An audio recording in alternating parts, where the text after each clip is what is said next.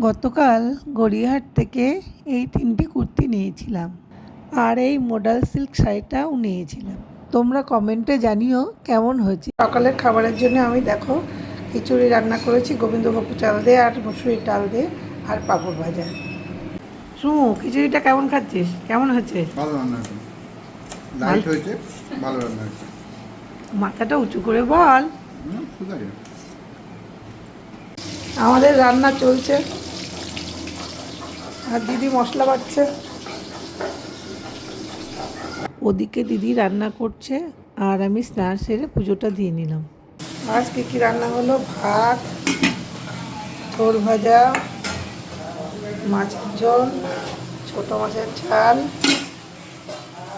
আবার মাছ ভাজা, শাক দিয়ে ডাল আর ডিমটা রান্না করছে দিদি।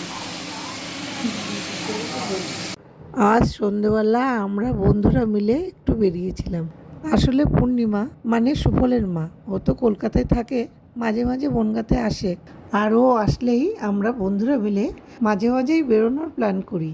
চলো আমার বন্ধুদের সঙ্গে তোমাদের পরিচয় করিয়ে দিই। পূর্ণিমার রূপাকে তো তোমরা চেনোই, আর রয়েছে শম্পা, পম্পা আর মিতালি। আমরা বনগাঁতেই রান্নাঘর নামে একটা রেস্টুরেন্টে গিয়েছিলাম। আমরা আমাদের জন্য মোগলাই ও চাউমিন অর্ডার দিয়েছিলাম। আজ এই অবধি বন্ধুরা, আবার দেখা হবে পরের ব্লগে।